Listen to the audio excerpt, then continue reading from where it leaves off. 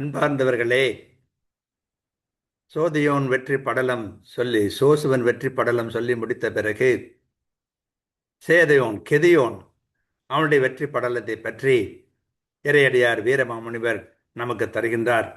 அதனுடைய முன்னுரையான செய்யுளை இன்று நாம் சிந்தனைக்கு எடுத்துக்கொள்கிறோம்.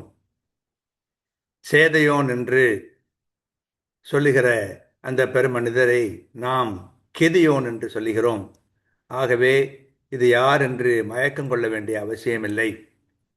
வான் முழுது இறைஞ்சு நாயகன் வலிமையன் உருவமாக தேன் முழுது உமிழ் பூண் தன் தார் சேதையோன் மறை பகைத்த ஊன் முழுது உடன்ற வேளார் ஒருங்கு அழிந்து அற வெம்போரில் வேல் முழுது இல கை கொண்டு விளக்கும் காலமும் இது என்றான் என்று சேதையோன் வெற்றி படலத்திலே நாம் பார்க்கின்றோம்.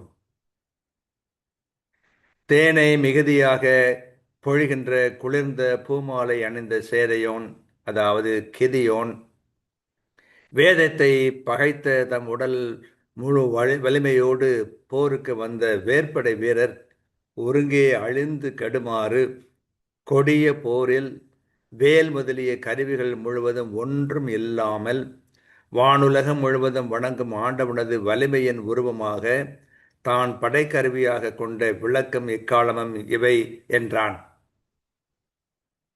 தெளிவாக சொல்வதென்றால், தேன் பொழியும் மலர் மாலை அணிந்தவன் சேதியோன் கெதியோன். மறை பழித்த வேல் படையினர் யூதரை எதிர்த்தனர்.